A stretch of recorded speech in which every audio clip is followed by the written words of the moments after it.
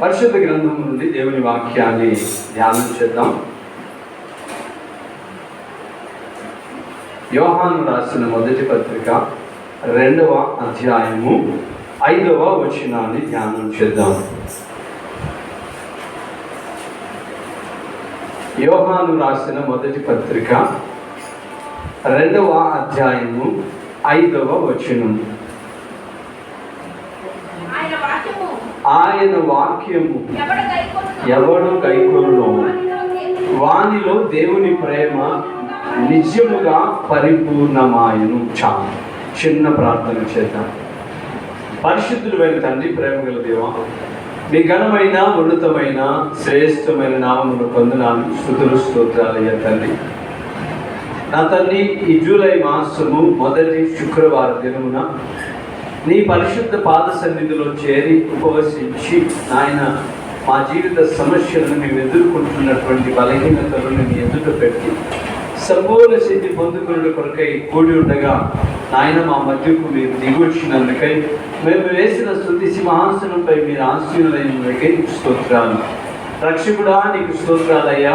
నా ప్రాణప్రియుడా నీకు స్తోత్రాలు. నన్ను కన్న తండ్రి, మమ్మను కన్న తండ్రి నీకు స్తోత్రాలయ్యా. అయ్యా, ఇదిగో వాక్యము మీది, మేము మీ వారు తండ్రి. వినుటకు శుద్ధ హృదయమై సంసిద్ధతతో నీ ఎదుట కూడి ఉన్నాము. విలువైనటువంటి ఈ లేఖన భాగాన్ని మాకు తేటగా బోధపరిచి మేమేమై ఉన్నామో, మేమేమి ఎలా జీవిస్తున్నామో తండ్రి మాకు అర్థమయ్యేలా మీరు బోధించి మీ నామానికి మా ద్వారా మహిమ తెచ్చుకున్నామని అల్పుడనైన నన్ను మీరు ఎన్నిక చేసుకున్నందుకే స్తోత్రాలు. శ్రేష్టమైనటువంటి సంగతులను తేటగా తెలియచేసి మీ నామానికి మహిమ తెచ్చుకున్నాం. మా ప్రభువైన యేసుక్రీస్తు నామమున ప్రార్థించి ఈ మనవడికి పొందినాము తండ్రి. ఆమేన్. ఆమేన్ చెప్పండి. ఓకే, మంచిది. లేఖనాన్ని ధ్యానం చేద్దాం మరొకసారి. యోహాను తన పత్రిక రాస్తూ ఈ మాటలు చెప్తున్నాడు, చదువుదాం.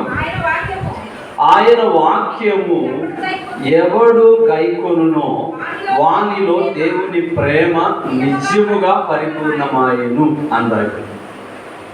యోహాను ఎంతగా ప్రేమింపబడ్డాడంటే ప్రభు చేత, శిష్యులందరిలో కన్నా చాలా చిన్నవాడు, అమితంగా ప్రభుని ప్రేమించిన వాడు, ప్రభు అతన్ని ప్రేమించినటువంటి వాడు, అందరికంటే ఆఖరిగా మరి మరణం పొందినటువంటి వాడు. నేను వచ్చే వరకు అతడుండుట నాకు ఇష్టమైతే నీకేంటి అని వాగ్దానము పొందినటువంటి వాడు యోహాను.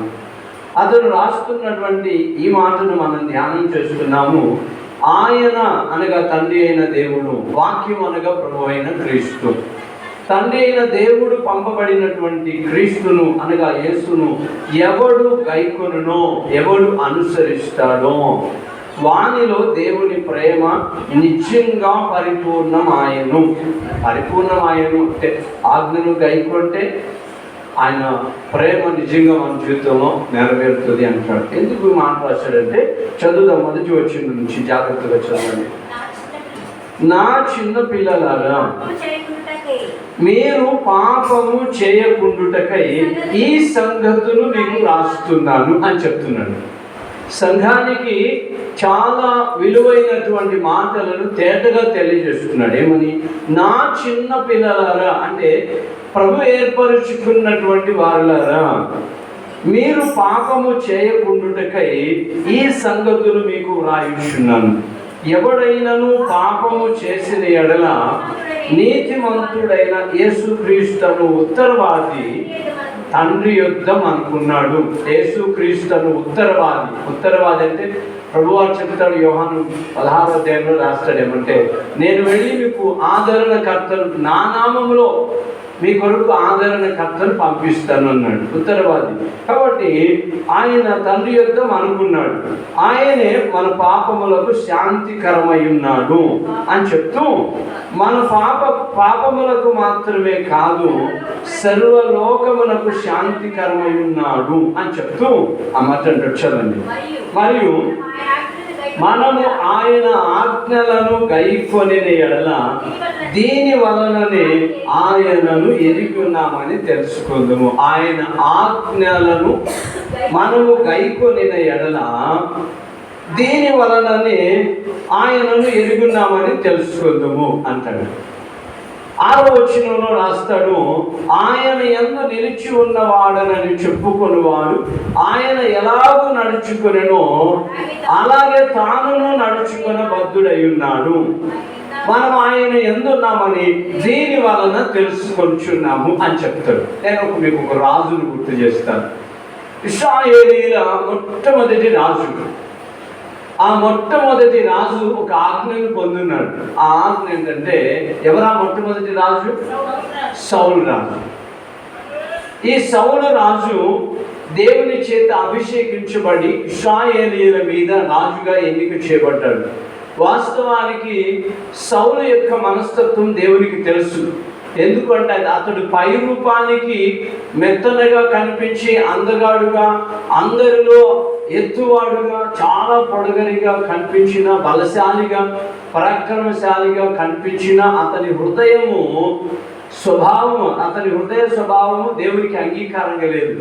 అయినప్పటికీ ఇశ్రాయేలీయుల కోరిక మేర అక్కడ సౌలును రాజుగా నియమించడం జరిగింది. అలాంటి రాజు ఒక దినాన దరిదాపుగా చంపబడ్డాడు. అంటే ఎంతగా చంపబడ్డాడంటే, అమాలేకుడనే వాని చేతిలో చంపబడ్డాడు. ఒకసారి మొదటి దినవృత్తాంతముల మొదటి గ్రంథం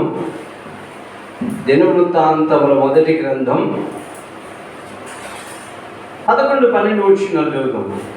ఈ భాగంలో వాళ్ళు చనిపోయిన తర్వాత ఒక అద్భుతం జరిగింది. దినవృత్తాంతముల మొదటి గ్రంథం 10వ అధ్యాయం 11-12 వచనాలు.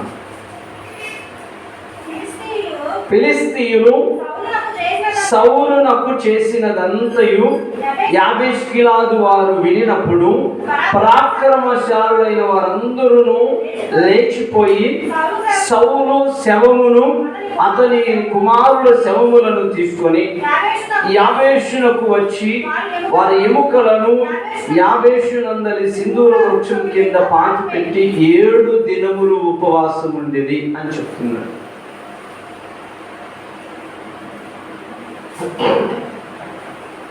నా ప్రియ దేవుని బిడ్డలారా, ఈ మధ్యాహ్నం వేళ దేవుని సన్నిధిలో మనము సాధించాల్సినవి చాలా ఉన్నాయి, జయించలేనటువంటివి చాలా ఉన్నాయి. బట్ అన్నిటినీ జయించడానికి ఈరోజు మనం ఉపవాస కూడికలో పొందుకున్నాం. ఉపవాసం అంటే ఏంటి? ఉపవాసము అంటే ఏంటి?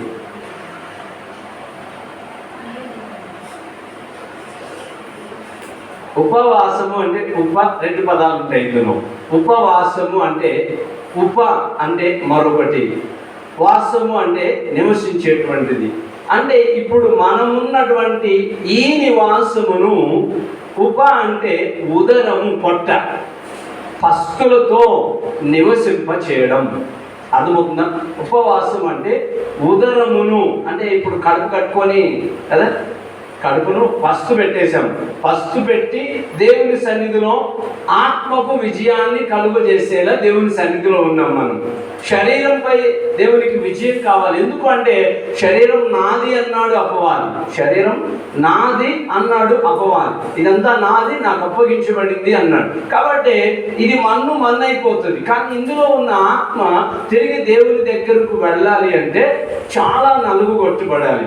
అందుకనే అక్కడ యోహాను రాశాడు, ఆయన వాక్యము ఎవడు గైకొనునో వానిలో దేవుని ప్రేమ నిజంగా పరిపూర్ణమాయను అంటాడు. ఆయన యందు నిలిచి ఉన్నవాడని చెప్పుకునేవాడు ఆయన ఎలాగో నడుచుకొనెనో అలాగే తానును నడుచుకొన బద్ధుడై ఉన్నాడు అని చెప్తాడు. స్తోత్రం, హల్లెలూయా. ఆయన ఎలా ఉన్నాడు? తిన్నాడా, త్రాగాడో లేదు, ఏమో తెలియదు. రాత్రంతా పడుకున్నాడో కూడా లేదు. రాత్రంతా ఆయన కొండ మీద తండ్రి అయిన దేవుని యొద్ద ప్రార్థన చేయడం ఎందుకు గడిపాడ. పగలంతా తండ్రి చెప్పినటువంటి కార్యాలు చేస్తూ ఆయన సంచరించాడు. కాబట్టి మనం ఆయనను అనుసరిస్తూ ఉన్నాం. ఇంకా ఆయనను అనుసరించేటువంటి మనం ఎలా ఉండాలి? అలాగే ఇప్పుడు పాఠంలో మనం నేర్చుకునేటువంటి భాగము చాలా విలువైనటువంటిది. ప్రయత్నం పెట్టారు. దేవుడు సౌలును ఇశ్రాయేలీయుల మీద రాజుగా నియమించాడు. రాజుగా నియమించిన తర్వాత అతని జీవితంలో ఎవరి చేతుల్లో అయితే చనిపోకూడదు